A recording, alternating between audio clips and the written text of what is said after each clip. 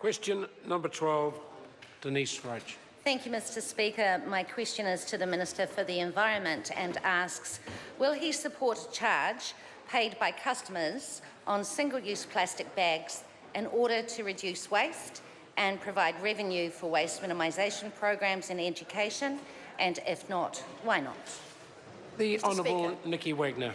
Thank you, Mr. Speaker. On behalf of the Minister for the Environment, plastic bags make up a very small proportion of New Zealand's waste stream, about 1/4%. 1/4%. So the government currently doesn't support a compulsory charge. That would also be double dipping, because we already charge a levy of every tonne of waste that goes to landfill, and that charge raises $30 million a year for waste initiatives, including $15 million for local initiatives, including education and research. Supplementary. Supplementary question, Denise Roche. Thank you.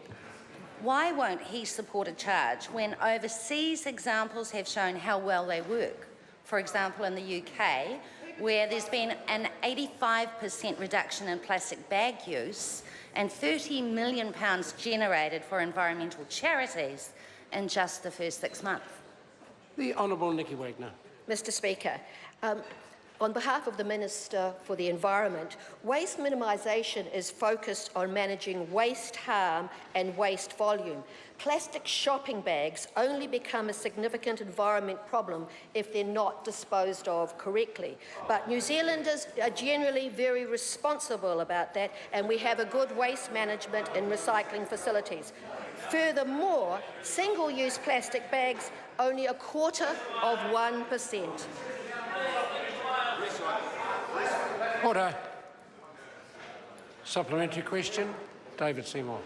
Does the Minister believe it a good use of New Zealanders' funds to take $150 million at 15 cents on a billion plastic bags to potentially reduce plastic waste output by 1/4%?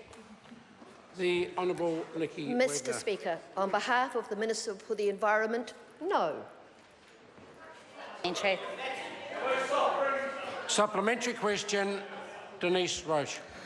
Shouldn't this government be more ambitious than settling for a recycling scheme that doesn't actually reduce the 1.6 billion plastic bags that we use every year, when scientists are predicting that there will be more plastic than fish in the sea by 2050 unless drastic action is taken?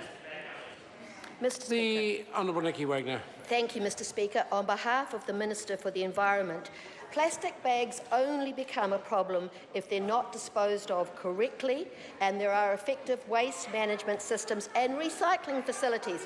But international research tells us that 80% of the plastic in our marine environment come from a total of 20 countries, and New Zealand is not one of those countries.